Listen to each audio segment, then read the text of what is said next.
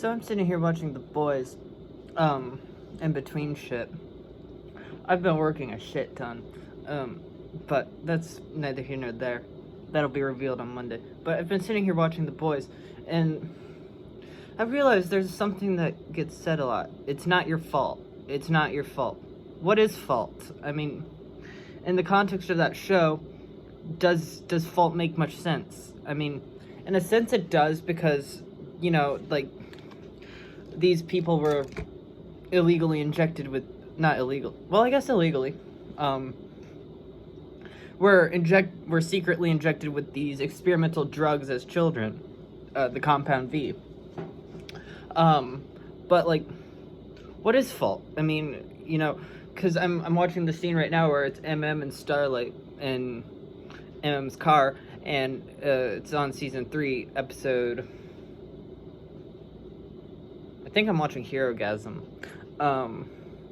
Anyway, but it's like, what is fault? Because he's explaining, like, you know, when he was a kid, he went to, you know, Soldier Boy was outside of his house, who's played by Jensen Ackles in the show.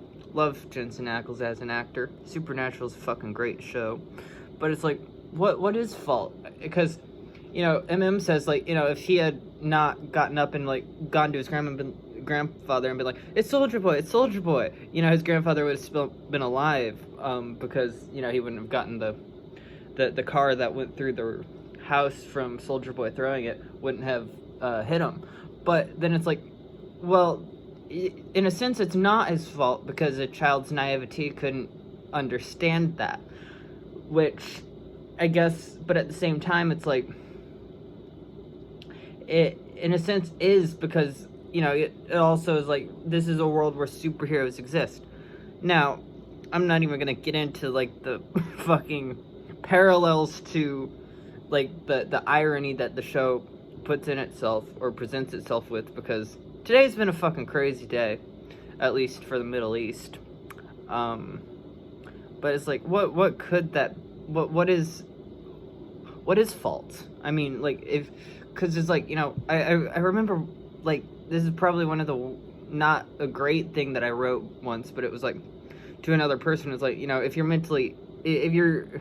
mental illness is an excuse if you're actively aware of what you're doing under its influence. Because it's like, if you're aware of it, there should be, like, a way to circumvent it, or repurpose that, I guess, into another, like, medium, like I think, like, the kids at Columbine, if they had just, like they had 4 fucking weeks left, if they had just circumvented that shit into, like, art, though I guess in a sense maybe Columbine was their own art project, that's but it's like, you know, if they had just circumvented it, what would, I mean, it wouldn't have happened, maybe. But, you know, at the same time, like, well, maybe Hitler was an artist. What if, like, the Holocaust was, like, Hitler's ultimate painting? I mean, he, like, literally painting the land in, like, I guess, blood, and then, like, bodily fluids from the gas chambers, ashes. But it's like, and I'm not even going to get into that part. Anyway, but it's like, what is fault? I mean, what really is fault? Because it's like, is it like a subset of innocence of whether you have fault or not? Because people can plead insanity, but, like, how much of a valid plea is that? Because it's like, what is fault? You know, I'm not sure. I'm trying to figure that out. I guess right now, but I'm just wondering, what the fuck is fault? Because, I mean, like, I'm trying to write this little thing right now, because last year when the whole Iran shit happened, it was like, you know, everyone's like, World War III, and now it's like, World War III again, and it's like, well, what if the Second World War never actually ended? You know, I don't think it did, you know, to be honest with you. And I guess I'll quote George Orwell, the war is not, what did I write? The war is not meant to be won, it's meant to be continuous. I guess in the context of the United States, you know, there's this idea of these forever wars, but it's like, what, I mean, forever war, like, the First World War never fucking ended. I mean, the second one never ended. Like, it just circumvented itself into new different means. Like, there's the like it went from World War II directly into leading into the Cold War as soon as that ended with the dissolution of the alliance between the U.S. and the Soviet Union. And then from there, it's like, the subsequent space race, then the fighting on foreign fronts with each other via, Vietnam and Korea. It's like, what is fault? I mean, like, because you can point at, like, I guess I will bring up today, because the Iranian stuff, because, the destabilization and the reason the Ayatollahs came into power was because of the U.S. meddling in the affairs of that nation. But but now it's like, sure, it's cleaning up that mess, but to what end? I mean, it seems very Machiavellian in what it's going on. And it's like, I won't say that the regime change is a bad thing, because, I mean, the Iranians seem to be into it.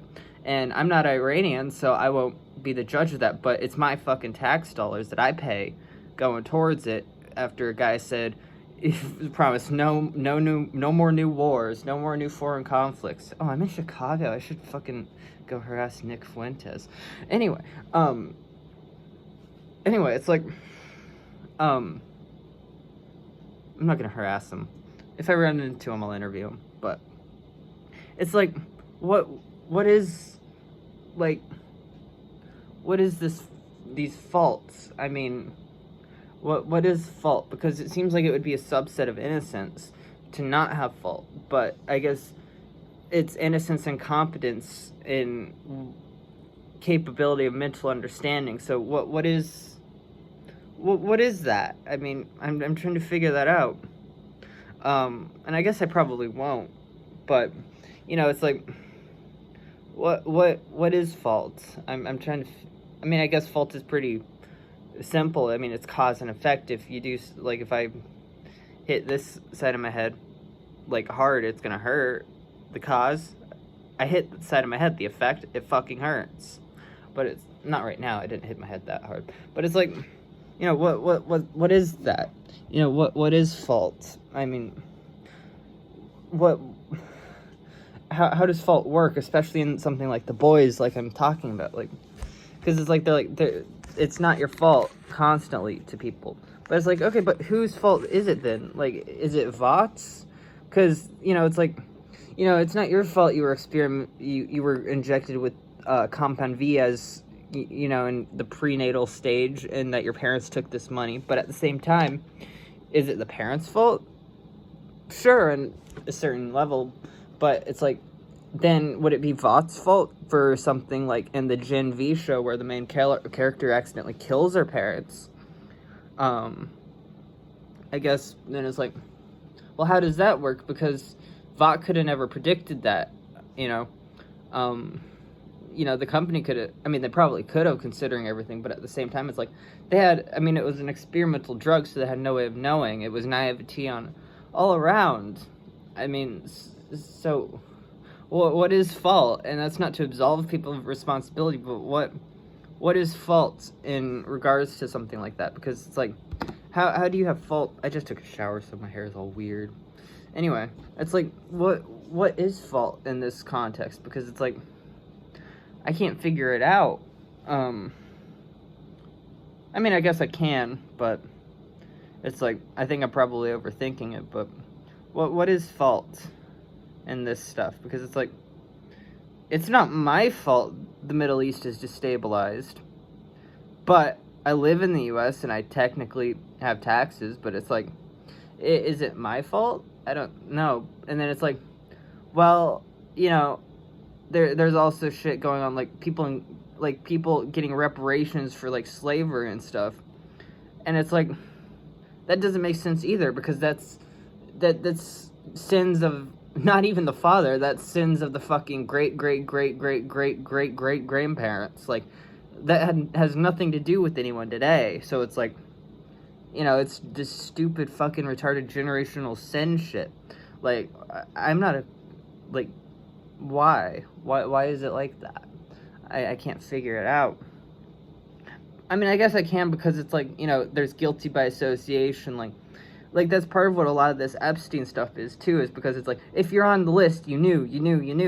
It's like, I mean, yeah, after the 2008 stuff where he was, like, convicted and stuff, yeah, you knew, but at the same time, it's like, he was also this guy with a shit ton of connections, and, you know, if you were trying to do something in the business world, arranging a meeting through that guy would have been a very viable option, and probably a very useful, and, like, a useful one, like, for better or worse. And it's like, then there's also so much other things to consider, like, who was buying that shit? Like, it was fucking nerds. It was Bill Gates, you know. It was Elon Musk begging to get on the island. And it's like, but it's like, it's people, like from a certain generation where the ideal was to have this, like, young partner or something, or have the youngest that you can. Like, I mean, fucking Elvis married a 14-year-old or some shit.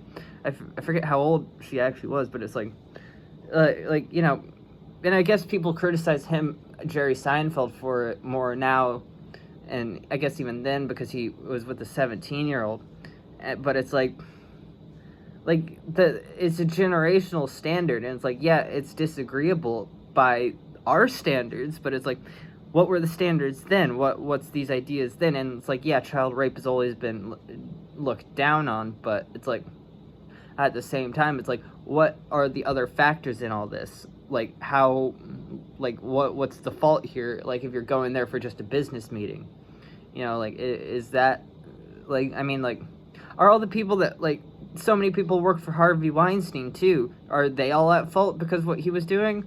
I mean, I don't think so. But it's like, if they covered it up, sure, but at the same time, it's like, you know, and, like, that's cause and effect, like, they would do that, but then there's so much more to it than just black or white, you know, like, this guy's bad because so-and-so, that, you know, this association, that association, and it's like, I get that too, because I'm at Shane Bugby's house right now, and it's like, you know, there's stuff with that, that carries with that, so it's like, what the fuck, you know, I mean, that I've taken care of, or I guess dealt with in the past, for that reason, see, the book that I helped make, Founding of the Satanic Temple, Their Secret is Revealed. Also, I helped make this book, This is an exclusive copy because I helped make it. I stole Ed Gein's tombstone. I have 2 chapters in here? Yeah, 2 chapters. Because, yeah, I did the interview right here. And then robbing the grave robber, this chapter. I'm holding it hostage so no one can see it, because go buy the fucking book and read it. That's the point of putting a book out, is so you buy it and read it, and money can be made off of it, because we live in a capitalist system, and that's unfortunately how we have to fucking survive sometimes, as I've learned and been told, you know. But it's like, what is fault? I mean, really, what is fault? Because, I mean, I'm gonna keep repeating myself. Like, is it fault that this guy stole Ed Gein's tombstone? Figure it out there. I mean, is it Ed Gein's fault the way he was? You know, like, I mean, consider his mother. I mean, is it Homelander's fault the way he is? I mean, yeah, because he recognized it. I mean, in the 3rd season, I'm on HeroGasm, and in that episode, like, you know, he's talking to himself, and he's like, you fucking idiot, you know, because you're still human, yada, yada, yada. All these reasons as to why he's, I guess, pathetic and stuff, because he is. Homelander is really pathetic. Strong as he is, he's pathetic. So is Billy Butcher. But it's like, you know, it's like, what is, like, whose fault is it? Like, if you're aware of this shit, it's your fault. Like, and so I guess that isn't such a bad thing to say. I mean, maybe in the context it might have been, Or maybe not. I don't know. I think I have a right to be pissed about things sometimes. Especially after refracting so much will into that shit. But it's like, what is, like, why would... I think my point is made. And I've been going on for 15 minutes. So, you know.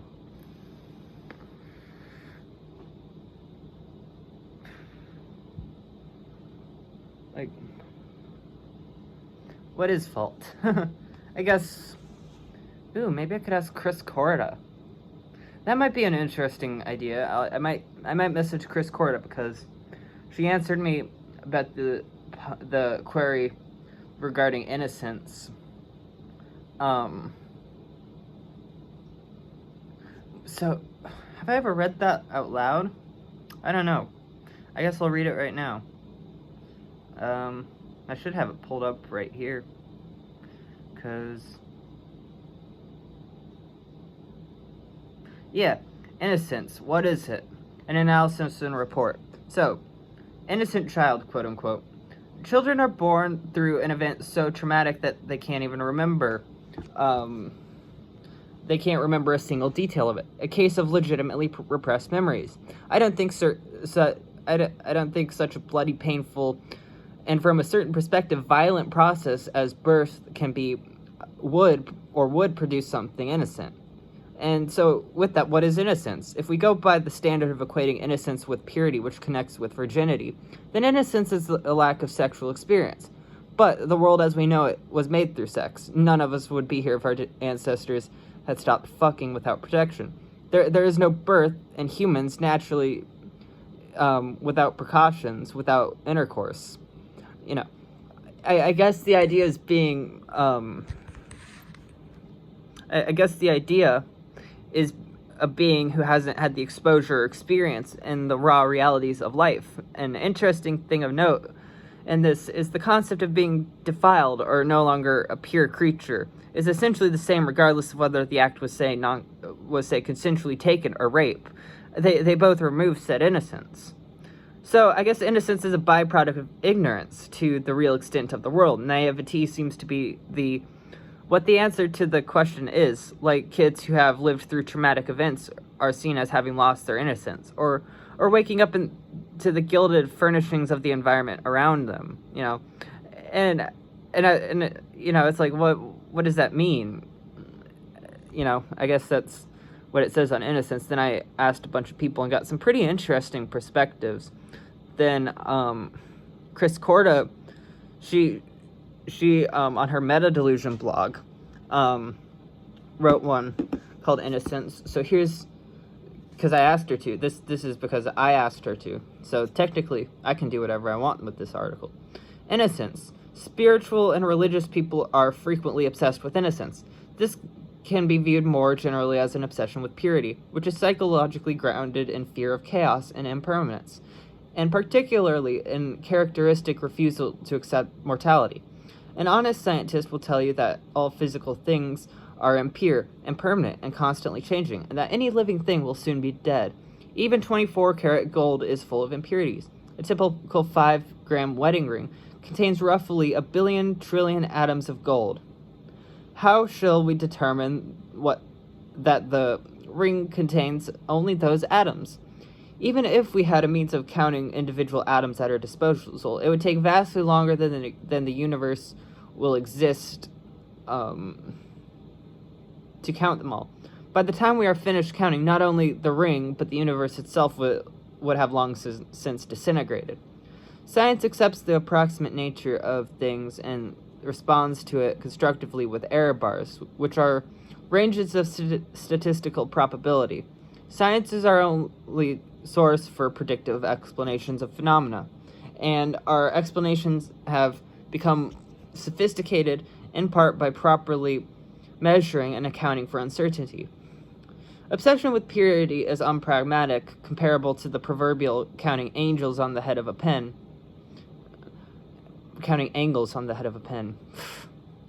The useful question is not how pure a thing could be, but how pure we need it to be. And for how long, because nothing stays the same. Nearly all the cells in your body will be replaced within 7 to 10 years. You may feel like the same person 10 years from now, but technically you'll be a clone of yourself. Only in the domain of mathematics do we find purity. 0 is pure, just as 1 is pure. Pi is conceptually pure, even though we could never calculate all of its digits. It is the immateriality of numbers that allows them to be pure. The Pythagorean theorem was true before we existed, and will still be true after we're gone. It was always true, and it will always be true. The objective truth of mathematics gives little comfort to the spiritual and religious. However, 0's purity does not prevent illness or death. Most of the universe can only be conjectured about based on radiation emitted, remnants of which collide with us billions of years later. Nevertheless, we have gathered enough information by now to reach a few conclusions. The universe is messy, vast, and violent, and utterly indifferent to our fate. Some of us may be more or less innocent, but none of us will be saved. For those who yearn to be saved, mathematics will not do. Only the soothing fictions of spiritual and religious dogma can shield timid souls from the harshness of existence. The bravest of us face existence squarely, and in doing so, learn to differentiate what is real from mere illusion. The prize of understanding even a small aspect of reality is surely worth considerable struggle, particularly if by sharing that understanding with others, a more comprehensive understanding gradually accrues. This is, after all, the promise of civilization. And that's what Chris Korda wrote based on my asking about Innocence to her. That was 2024. Yeah, because she posted that in late December 24. Jesus Christ, I've been doing this shit a while. It's 2026 now. It's kind of crazy sometimes how long I've actually been doing this shit. It's not that long. I've just been doing it since 2020, and it's like, I don't know. It's kind of funny. I guess I lost my innocence to this stuff.